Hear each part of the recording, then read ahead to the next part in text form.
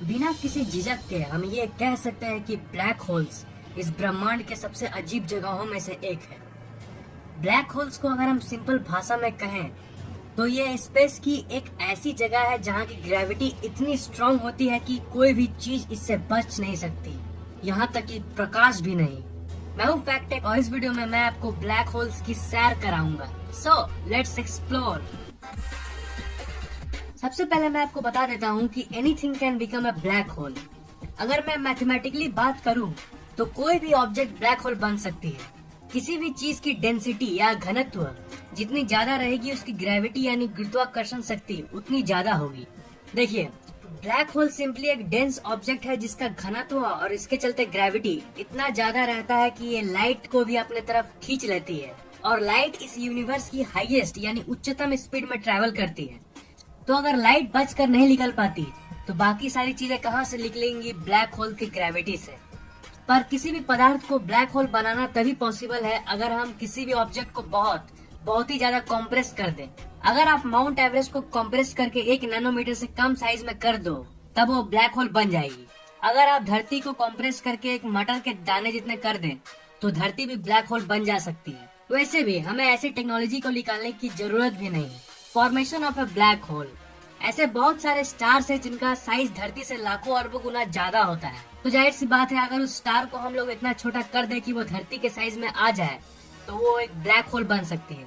पर अच्छी बात यह है कि हमें ऐसा करने की जरूरत नहीं है क्योंकि ये ब्रह्मांड में ऑलरेडी होता है। जब कोई तारे की डेथ होती है जिसे हम सुपरनोवा कहते हैं तब वो अपने अंदर ही कोलैप्स करने लगती है और उसका घनत्व बढ़ने लगता है।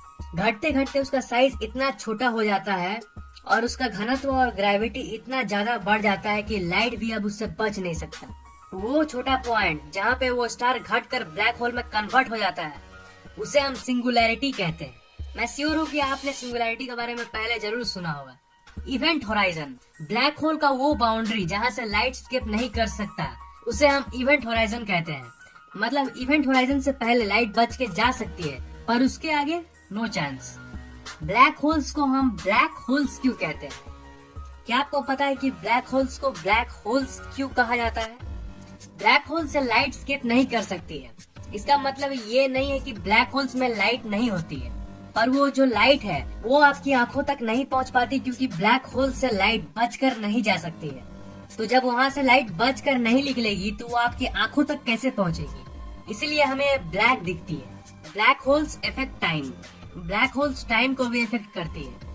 ब्लैक होल्स का घनत्व इतना ज्यादा होता है कि ये स्पेस टाइम को डिस्टॉर्ट कर देती है।